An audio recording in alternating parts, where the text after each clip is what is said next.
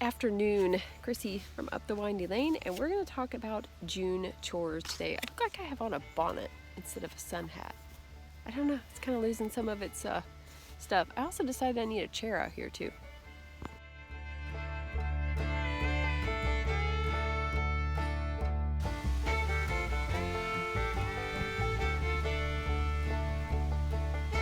All right, it's time for those June chores, and I'm getting this one out on the 1st of June, so I am doing this a little bit before June starts, but that kind of gives me a little heads up about the things I need to think about in June. I'm pretty excited about June. I don't know about you, but June is definitely a key month. It marks the midpoint of the year here. It's the end of spring and the beginning of summer, which, you know, that is really driving me crazy that looks like a bonnet. But anyways, sometimes this is depending on where you live, this might be the last chance to sow some seeds, like carrots and peas and such, because it's going to get really warm. The longest day is the summer solstice, which is on the 21st. And so there's just lots of things though that we are going to be doing, need to be doing, probably don't want to do, and all that good stuff. I'm going to be moving around a little bit because I've got my drip irrigation going. You can check a video out on that. I'm going to do some more in these new raised beds though, because I am so glad that I put that in last year. It has saved me so much time, but I'm just going to kind of move around because of that. So the top harvests of June are potatoes, which I'm excited to see how many I get in here. Another one is peas. Now I've actually already been harvesting some of these little sugar snap peas because they are quite tasty, and you can walk through here and just snap off some. Broad beans and onions are some other top harvesters, and yeah, I don't think they're going to be for me. Or another one, now I've actually already harvested some beets, and I'm just kind of picking them as I go. Not so much out of this bed. This is the bed that I planted just rows, and this I used the square foot gardening, which I actually kind of like this better. I do have a little tomato plant popping up in there as well. Oh, yep, and there's another one. You get to harvest all the berries. You get to harvest all those strawberries and gooseberries and cherries. Not any strawberries for me. Maybe gooseberries, and not any cherries for me either. It's also a time, got you caught on that a little bit. Now is also a time when you can put out those seedlings and not have to worry about frost. Hopefully. I know I don't have to. It's June here. I do not have to worry about frost, which is really good. We did have some really cool temperatures in May though. Weeding. Man, I am weeding.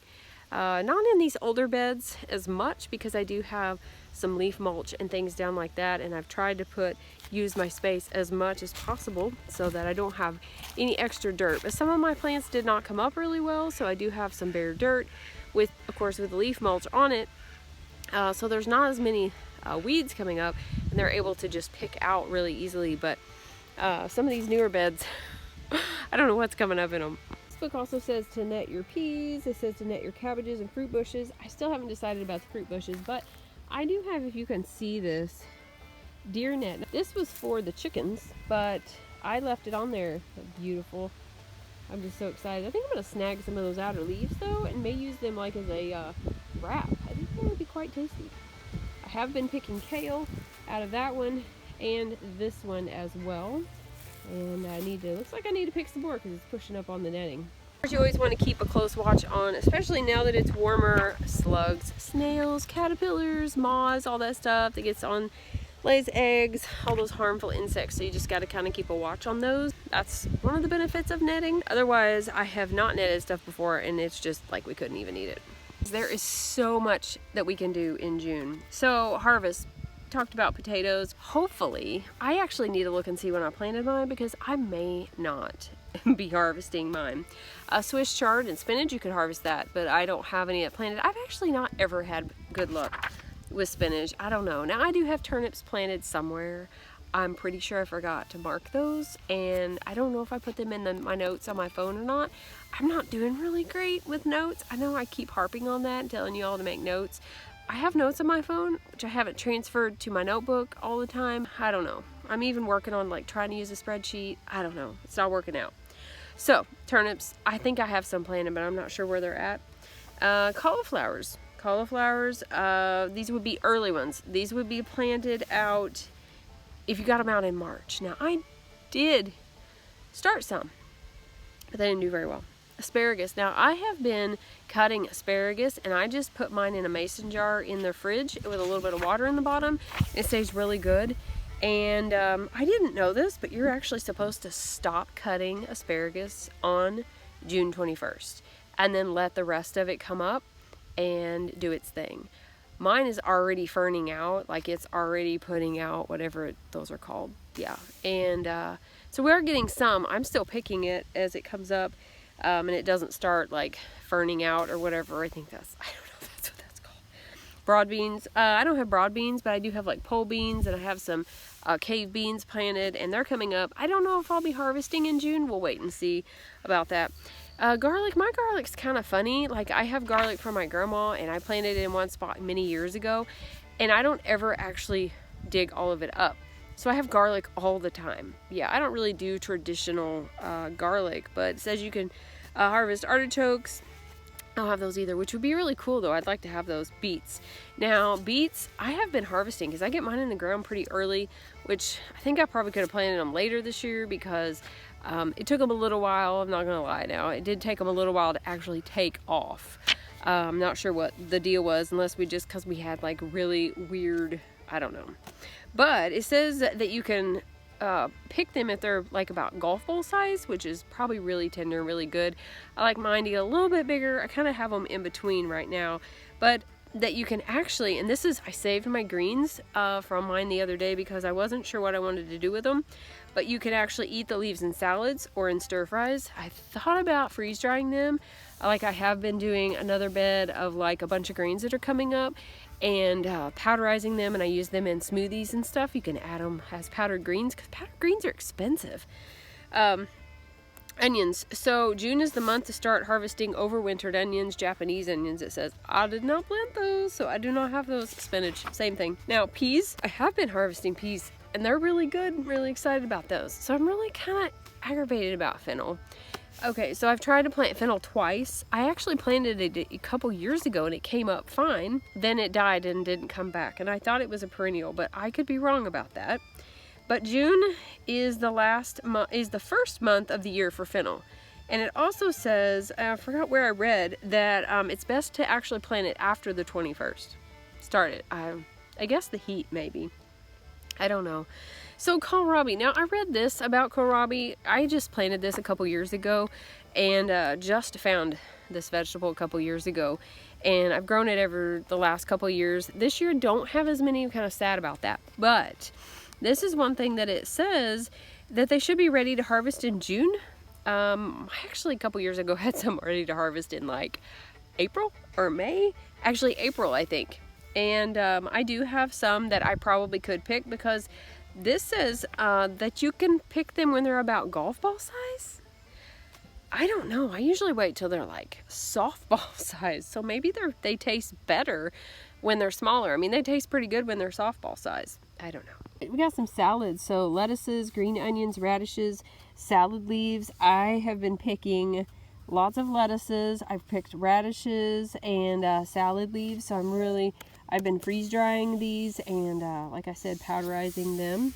It's rhubarb and broccoli. So I do not have broccoli planted. My husband does though. I do have rhubarb, but I think this year it says that you're supposed to stop next month and let them just continue to grow. But I don't even think, this is my first year, so I don't think I'm even supposed to pick any. Carrots, we're gonna see. They might be ready, but they're gonna be baby carrots. I'm hoping that my carrots that I planted like in between the rows of carrots that have come up are gonna come up again, because that would be really cool to have a succession of carrot. We've had good luck with carrots. I mean, the greens are really big, and I'm pretty sure I can eat those too, which is really cool. I may even like freeze dry. I'm like freeze drying everything. My freeze dryer is going a lot here recently. And it's also really good if you can like freeze dry and then you finish one and you have something else ready to go in, so it doesn't have to get, you know, so cold and use as much energy. Now, I did mention earlier strawberries, gooseberries, and cherries. Now, of course, you've heard my saga about my strawberries probably on every video, because I'm really upset about those. And so I'm really not going to have any strawberries this year here. I am going to have gooseberries, so I'm pretty excited about that. Although I did mow down the one that I found that I thought had died. I mowed it down the other day because I didn't stake it. I'm notorious for that. And so now I have it staked and I'm hoping it comes back. And cherries. I don't have a cherry tree. I don't have a cherry tree. I would like to get one. But I do have a cherry bush that I just planted, a dwarf Juliet cherry. So we're going to see how that does. See, I'd already forgotten about that until I talked about it. So in June, well, this says beets, carrots, broccoli, and all this stuff. While I think June, you can continue to sow beets through June, I think it's probably the last of the time, because then you're going to harvest them in the fall, which I do want to plant some more beets so that I will have some more broccoli. I'm probably not even going to worry about, because by the time I get it planted, I'm going to have to keep it covered. Carrots, now this is probably the last time I'm going to be able to sow some carrots. I really need to let some go to seed. I'm really wanting to save some of that seed. Like I've got radishes going to seed. I'm going to let some of my beets go to seed, just, you know, to kind of have my own seed here. Because it also acclimates to your climate, I think, is what I've been told. And then the seeds actually will come up better. I have not planted chicory before. I do have all my summer squashes out. So I do have zucchini, and I've got, let's see, yellow crookneck, and I've got round zucchini. I think those are the three I have out. I think, yes. Two little lonely ones have to find somewhere to go. To make use of this over here, a nice little, I'm not sure what you call that, wind feature. But I have all these planted over here, so we're going to see how they work. And it's a nice combination of squash. Noticed I'm running out of room to put stuff, so I'm just, whatever container is open and I can put dirt in it, I am growing food in it. Like the end of the asparagus bed, I put a couple here as well. I've got stuff in hanging baskets. I've just got stuff everywhere this year. You can still sow, like we mentioned, beets and broccoli and carrots and fennel, which I am going to try fennel again. I'm going to mark it so I don't pull it up thinking it's a weed. Green beans, I don't have just like regular bush beans because we don't actually eat them a whole lot, but I would like to plant some under the tomato plants because they help to put nitrogen back in the soil, and tomatoes are heavy nitrogen feeders. So, and it would also help to cover the ground up too, and they're pretty fast growers. Now you can plant kale. I love kale. This kale you can just kind of break off, you can cut off, and it grows back just like lettuces for a time. Kohlrabi, I would really like to plant some more of those. Peas, probably won't be planting. Now I did get my pumpkins and my winter squashes out last week, I believe. I don't think I planted any rutabagas. Again, like the turnips, I probably did and forgot where I put them. And so the cucumbers are coming up, so that's really exciting. I probably need to plant some more to have like another succession. But herbs, so my herbs are coming up, and I've got those kind of everywhere. If you've seen any of my garden tours, then you know dill is coming up everywhere. And I don't mind that because that really works out well for me. I have plenty. I don't have to worry about planting it. The only thing I don't have this year is purple basil, and I don't know if I just have misplaced my seed because I'm pretty sure I saved a bunch of seed. So I really need to find that because I need to plant some of that. It is so pretty when it comes up. So we've talked about the kale, how you can plant that, and you can plant the kohlrabi and the salad greens. You can plant those, and I love the trellising because once you do that, you can actually put those underneath there. And the radishes are good for ground cover as well. They say to plant the radishes with the green beans or with the heavy nitrogen like tomatoes, because then the tomatoes will take up the nitrogen. The radishes will put nitrogen in, but they will also not, or maybe not put nitrogen in, but they won't use as much nitrogen, so they'll have more roots than the leaves, and that's what you want. But we could plant some stuff in June. You can plant Brussels sprouts and cabbages. I probably would have had mine out quite a bit ago, like my cabbages. I know a couple years ago I had cabbages. Actually last year too, I had already harvested cabbages. So I think this is kind of more like a general calendar. Like celery, I'd really like to try celery. I have not tried celery before. My peppers are not doing well this year. They just like, I'm telling you, like I think I've mentioned in one of my garden tours, I think I just bought the wrong soil, and I've really got to make some good notes. Like I need a master list of things to buy for next year. That's probably what I need to do. Now corn is one thing I have not tried planting in my garden. My husband has about 9 rows of corn planted out in the other garden though. And It suggests block planting because I did not realize, I guess, I don't know, that corn is not actually pollinated like by insects, but by the wind from the what's that called? The pollen falling from the top, like the what are tassels onto the silks. I had no idea. So that's why you block plant. Now, I've never planted leeks, and this is be the time to dibbing in leeks, and I don't know exactly what that means because I've never planted them. I've actually never eaten them, so my probably thought would be to actually buy them and try them before to take the time to plant them. The melons and the kale and the herbs and all those good things. Sweet potatoes, if you didn't get them in May, this is the month definitely to get those in. I did get them in. I thought they were going to die, but they look like they're actually living, so that's good. If you've got any tomato plants, remaining tomato plants, get those in the ground. I have some that I need to get into the ground, just like the zucchini, squash. This would be the time because we need to not worry about that, and we need to worry about keeping everything alive, watering everything, and this says waging war on the weeds, but some of these this is actually called, I didn't know it was called bed straw, but it's actually called cleavers is what I call it, and it's actually an herb and you can use it. So is plantain, and also, let me see, where's the other one at? Oh, number 6 right here, this is common chickweed, and you can use that as well. Listed as a weed, stinging nettle, and of course, everyone thinks that this is a weed. I was kind of surprised about this one, didn't realize that this was considered a weed, which is ground elder. Well, you may not want all of that growing up in your garden. I have been kind of letting mine go a little wild. I do not have specific guidelines for my garden anymore.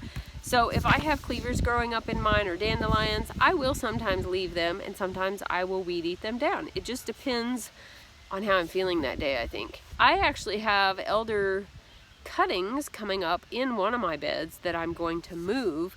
Dandelions, I kind of leave those. Stinging nettle, I'm pretty sure I have that here somewhere, but every time I identify it, it doesn't come up stinging nettle. So I'm wondering if it has a different name I need to be looking at. We're going to be weeding regularly in June for sure. We're going to be probably giving lots of water.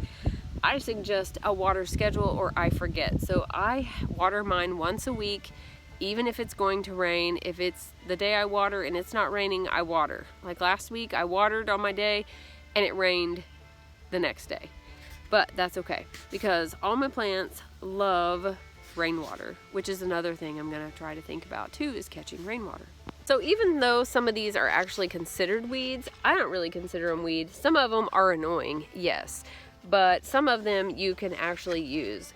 So like jobs for June, we're definitely going to be weeding. We're going to be weeding and we're going to be watering and probably should be mulching, which I'm so excited to show you guys something I bought here not too long ago. And that is a little bitty mulcher. I got it on sale and I'm pretty excited to use it. Now it does not do big things at all, but you know all those branches that fall out of the trees, those little twigs and all that stuff, I'm gonna be mulching them and I am so excited to let you guys know how it's actually gonna work. Okay, so this says to check your nets. I don't really have nets that I put over stuff other than like my deer fencing, but that's about all I use. I'm wondering though, we're gonna see. I have been keeping an eye on the blueberry bushes and I know there's lots of blueberries on there. So if there's not lots of blueberries when they come ripe, I'll know that something is getting in there and stealing them. Now this says to feed your tomatoes. Probably should feed your tomatoes. I'm probably going to fertilize mine here before too much longer. It's been a little bit since I did that. This says they need a weekly feed of high potash fertilizer. Now, I think it really depends on your soil and things like that. Hill up potatoes, I am not doing that. Mine are in raised beds, so I'm not going to. I'm gonna leave them. Supports, I did put my supports up for my climbing beans, so that is done. Feed asparagus, which I've never done that, I don't think. I might have fertilized it with fish emulsion, but I will probably do that maybe at the end of June, beginning of July, when you know you're supposed to stop cutting them. And then summer prune herbs. So like my spearmint, it really needs to be cut back and used. Herbs like that are getting really big, they probably need to be cut and use those up. That's why we have them. And yeah, so pot up runners, strawberry runners, yeah. Really sad. I'm gonna just keep on about that, I guess. I'm really sad about that. I'm not gonna have any of those. Prune your gooseberries. I'm gonna have to look that up because I don't know how to do that. Remove raspberry suckers. I don't know how to do that either. Oh, sprout up. Those are the ones that come up like everywhere. Yeah, we usually just mow those down. So I don't know about that. Something I have not done is thinning out your like trees and where the fruit is coming on. I don't think I've ever had to because I've not had that good of luck with it yet. So I guess I'm just gonna have to pay attention that way, because you're supposed to prune, your fruit should be 6 to 8 inches apart for peaches and nectarines, and then apricots should be about 3 inches apart. So if you've got clusters, then they won't grow well, and they could produce, I guess, rot and disease if they're touching and everything like that. So you're also going to have pests and diseases. I mean, that's really, if you're growing organically like I am, you're going to have pests, and so that's why it's just good to be out in the garden, to be paying attention, checking things over, netting stuff, removing, you know, if you see eggs or anything like that, remove them. Plant flowers, plant things that the insects don't like. Like I have marigolds planted everywhere. And another reason why I'm letting just some of the other weeds come up.